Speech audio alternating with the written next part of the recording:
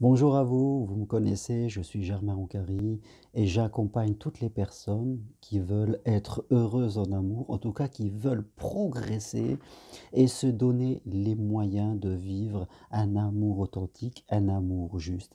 C'est possible pour tout le monde, c'est possible pour chaque personne qui veut se donner les moyens de sortir de la peur, de sortir des croyances limitantes qui nous empêchent d'accéder à ce bonheur d'aimer et d'être aimé. Rendez-vous possible à distance par Skype, WhatsApp, téléphone. N'hésitez pas à prendre rendez-vous avec moi en m'écrivant l'adresse au bas de ce texte ou sur mon site germainoncari.com. Alors oui, la peur en amour, la peur d'être rejeté et de souffrir. Je crois que ce qui est bien sûr dans la vie, nous cherchons à contrôler, nous cherchons à maîtriser. Personne ne veut souffrir, personne n'a envie d'être rejeté, d'être laissé sur le bord de la route. Donc, je crois qu'on cherche tous à éviter cela. Mais comment éviter cela? Déjà, on peut définir qu'est-ce que c'est le rejet. Est-ce que vraiment les autres nous rejettent? Vous voyez, le mot rejeter est un mot fort. C'est-à-dire, c'est vous en tant que personnalité, je ne veux plus te voir, tu n'es pas assez bien, vraiment je te rejette comme une vieille chaussette et surtout ne viens plus me parler, ne m'importuner. C'est ça le rejet, nous sommes rejetés dans notre identité. Acceptons l'idée que les choses ne sont quasiment jamais ainsi. Je dirais, en amour, quand nous allons vers l'amour, nous acceptons aussi cette autre idée que, fin de compte, l'amour, c'est quelque chose qu'on ne maîtrise pas.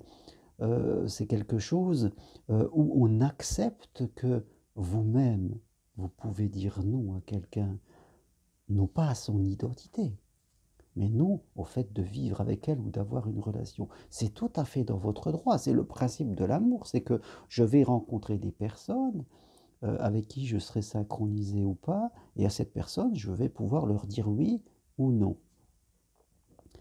Et l'autre aussi a ce droit envers moi de me dire oui ou non.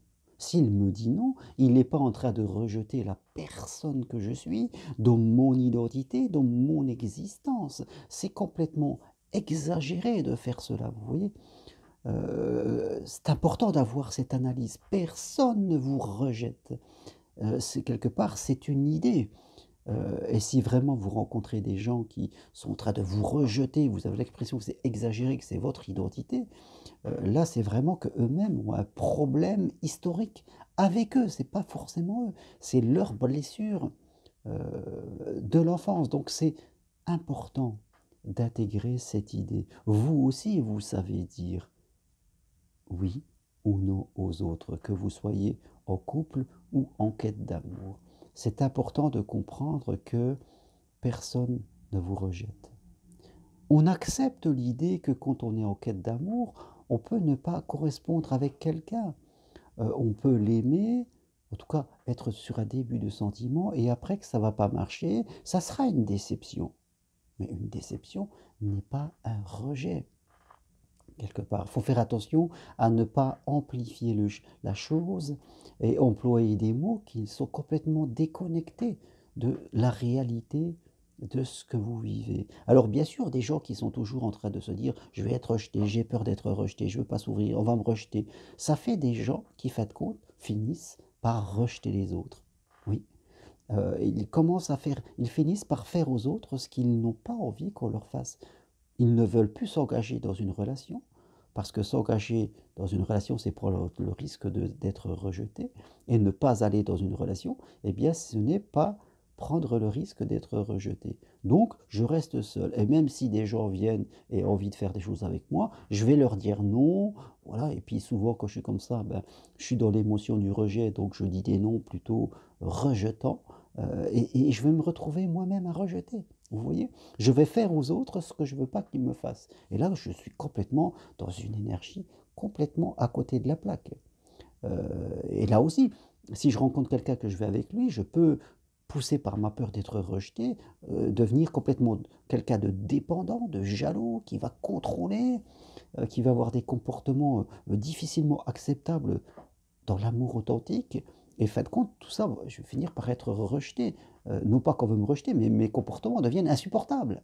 Je suis quelqu'un de contrôlant, je suis quelqu'un de jaloux, et vivre avec quelqu'un de contrôlant et de jaloux, eh bien c'est insupportable. Il faut sortir de ça.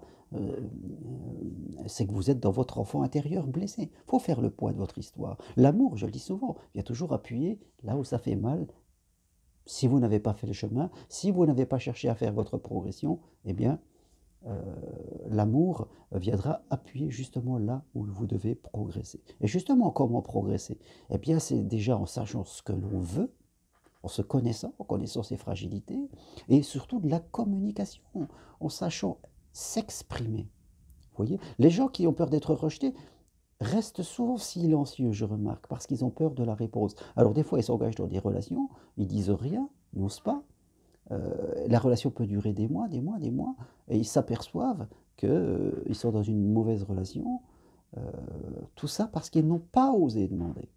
L'amour, c'est de la communication. La meilleure façon de progresser, c'est de communiquer.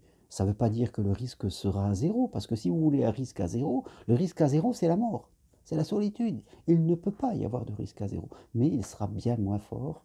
Et là, vous pourrez aller vers de l'amour authentique. Voilà ce que je voulais partager avec vous aujourd'hui. Il n'y a pas de rejet, il n'y a que des gens qui se croient rejetés. En amour, vous avez le droit de dire oui et de dire non. Donc vous devez apprendre à communiquer. Ce droit, vous l'avez de dire oui et de dire non, et l'autre là aussi. Et il ne faut pas trop le prendre personnellement. Vous pouvez être déçu, oui, mais c'est ainsi. Et si on sait avancer pas à pas dans une histoire d'amour, on va éviter de se retrouver dans des histoires pendant des mois où on n'aurait pas dû mettre à pied, je dirais tout ça parce on n'a pas osé demander. Voilà ce que je veux partager avec vous. Si vous voulez qu'on aille plus loin dans votre histoire personnelle, prenez rendez-vous avec moi. C'est possible à distance, de chez vous, par Skype et WhatsApp. Merci, écrivez-moi, mettez des commentaires, c'est important d'échanger. Faites connaître ma chaîne et appuyez sur j'aime si vous aimez. Merci pour vous, pour les autres qui pourront me découvrir et me connaître grâce à vous. À bientôt. Au revoir.